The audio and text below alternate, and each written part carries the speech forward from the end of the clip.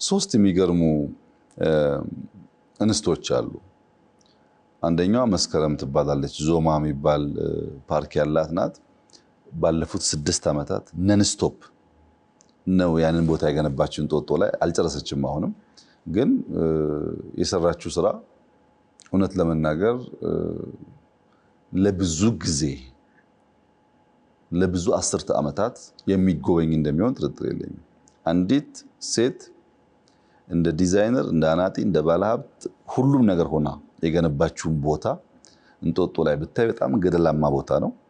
ግን ገንዘብን ማዕከል ያደረገ ሳይሆን አንድ ቫልዩ ለልጆች ማሸጋገርን ታሳቢ ያደረገ ስለሆነ እሷ በምትሰራበት እንጦጦ ኤሪያ ውስጥ አይዶን 15 ሄክታር ሊሆን ይችላል፣ አንድም ባህር ዛፍ የለም። አጽድታ ሙሉ በሙሉ ኢንዲጂነስ ትሪ አድርጋለች።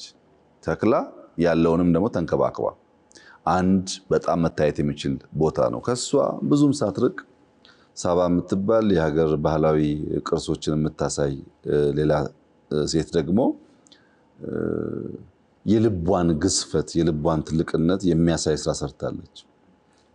የሷን ሲሊንግ ርቀት አይተ የሷን የስቴርስ የኮሪደር ስፋት አይተ ሀብታም የምትለው ሰው ቤት ስትይ አታገኘውም። ያንዳንድ ሰው ልቡን በስራው ታየዋለህ።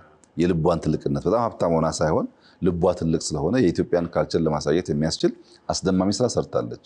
ሌላኛዋ ሶስተኛዋ እህት ደግሞ ጎን ላይ የሰርከስ ቦታ ሰርታለች። ጎን ለጎን ናቸው እነዚህ ሴቶች።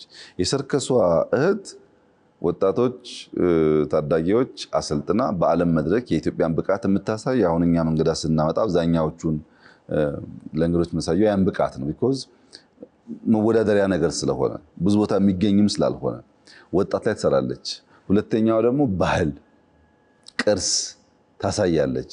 ሶስተኛዋ ደግሞ በጣም ብዙ ነገሮች በውስጡ ልጆችንም አዋቂዎችንም ያካተተ ነው የምትሰራውና ሶስቱም ቦታ እንኳን ብትወስድ ከቅርስም ከታሪክም ከመዝናኛም አንፃር ቅድም ልክ ሆሊውድ እንዳልከው ሲሰናሰልና ሲሸጥ በጣም ከፍተኛ ፋይዳ ያለው ነገር ነው።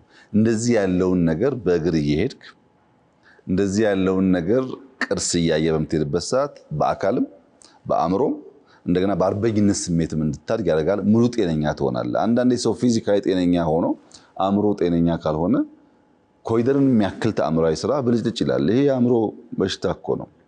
በአካሉ ጠንካራ ሊሆን ይችላል ወይ ደግሞ አካሉ አእምሮ ጠንካራ ሆኖ ታሪኩን በወጉ ባለማወቁ በሀገር ውስጥ ያሉ ቅርሶች ባለማወቁ ስለ ሀገሩ ያለው ክብርና ፍቅር ያነሰ ይሆናል። በተሟላ መንገድ ሰዎች ጤናማ ሆነው እንዲያድጉ በእጅጉ የሚያግዝ ስራ ነው መውሰድ ይቻላል።